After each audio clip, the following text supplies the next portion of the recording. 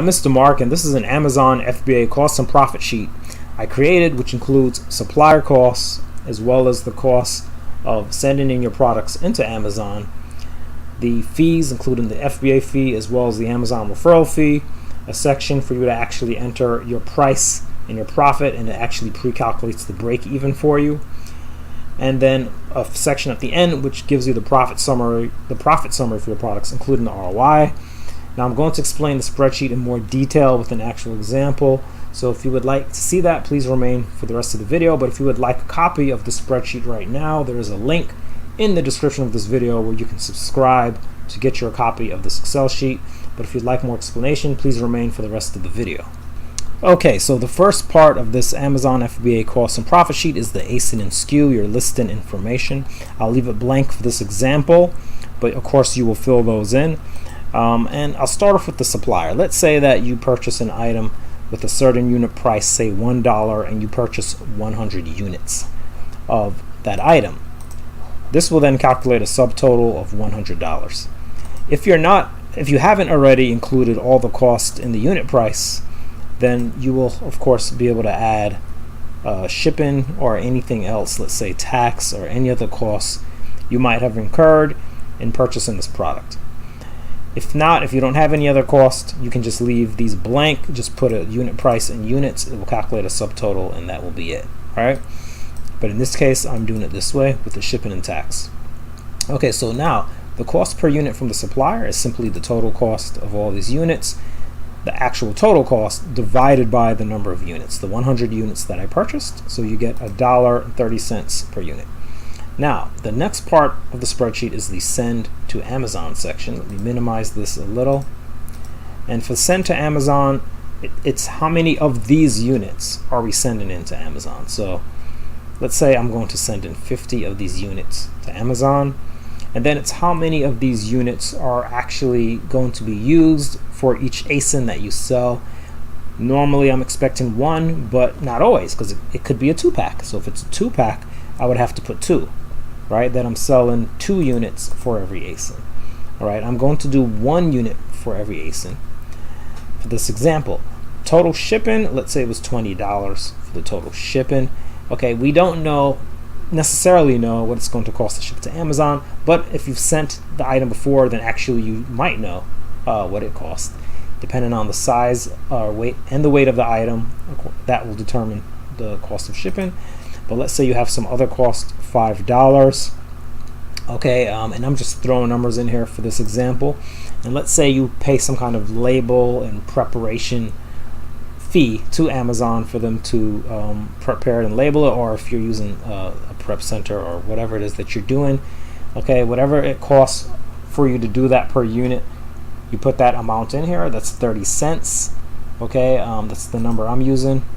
And so it will calculate a cost, okay, for that labeling and preparation process, and it will add that cost with the shipping costs as well as any other costs that you put in here, and altogether that is $40.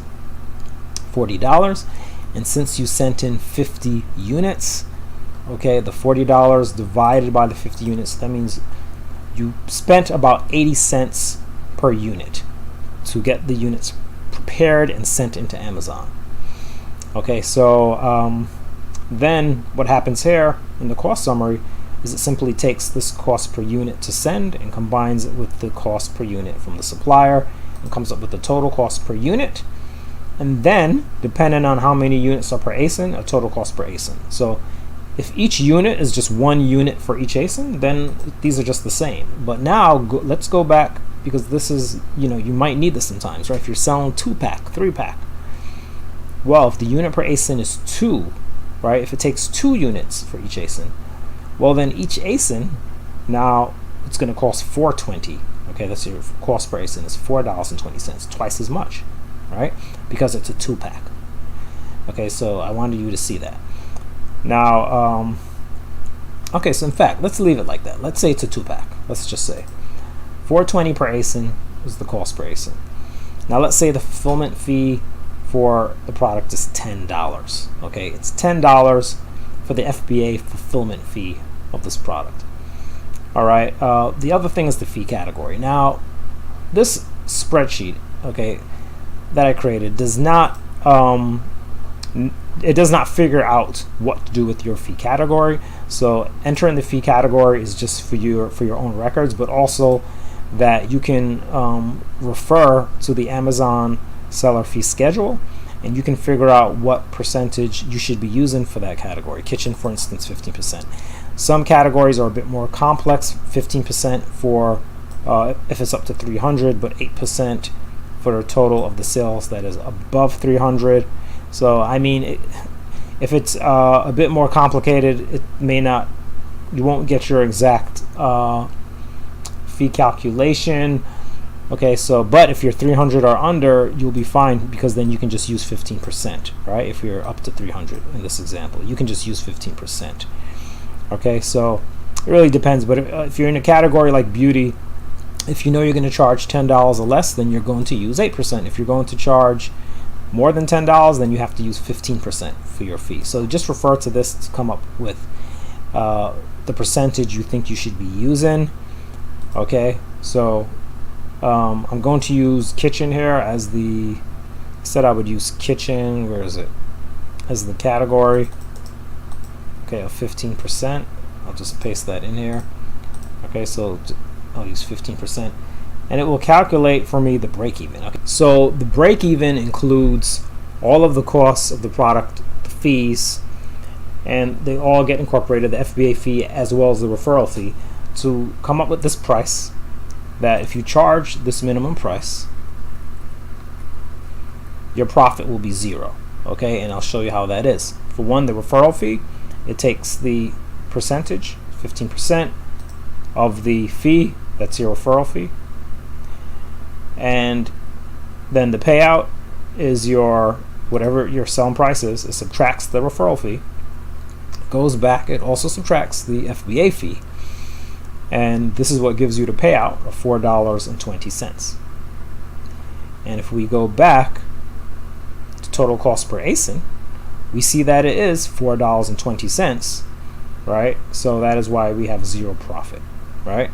So this is the lowest I can charge, where I will get 0 profit, of course 0% ROI. Okay, so of course I know I need to charge more than $16.71 for this item. So instead I will put $25, let's say. All right, and at $25, the referral fee is now $3.75. Payout is $11.25.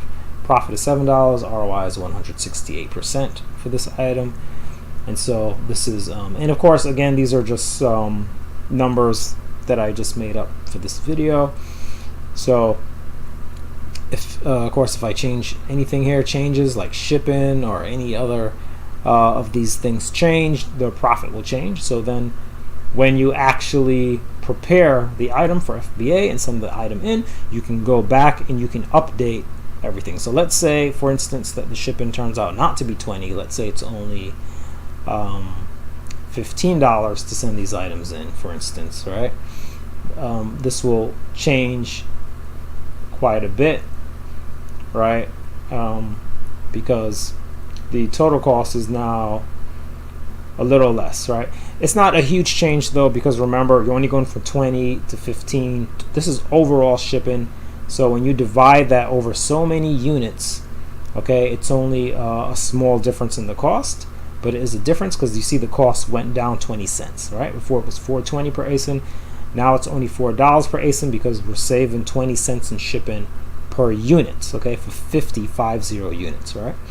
So you can go back and you can always adjust your numbers when you actually send the items in. So that is the way that I utilize Excel sheets, is that I use it beforehand to give me an idea of what I think it will cost me to sell this product, to make a profit on this product, and then after, if I'm satisfied when I actually send the item, then I can put in the actual numbers and see what the actual get a more exact calculation of that particular situation, right?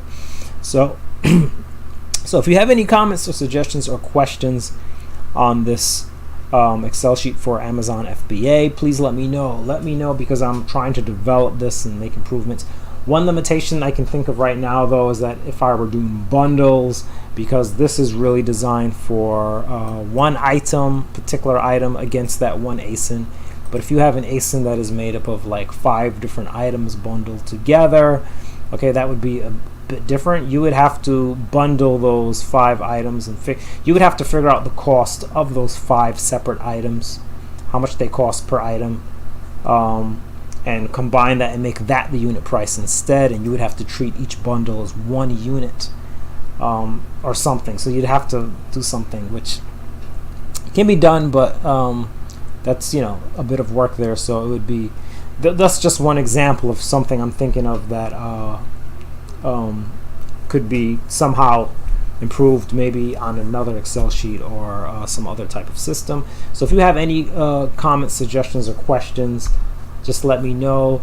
You can either leave it on the video itself, or when you click the link in the video to subscribe and get your copy of this Amazon FBA Excel sheet. I'm Mr. Mark. This is Excel for Amazon. Thanks for watching this video, and I hope to hear from you or see you on another